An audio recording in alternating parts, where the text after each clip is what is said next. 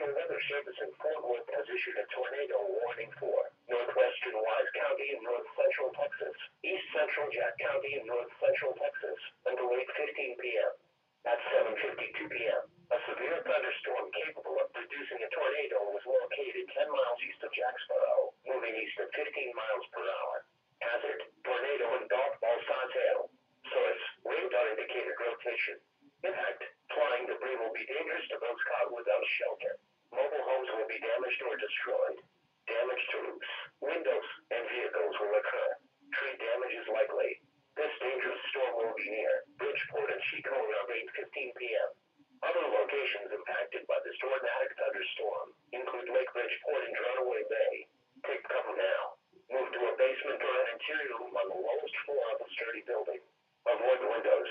If you are outdoors, in a mobile home, or in a vehicle, move to the closest substantial shelter and protect yourself from flying debris.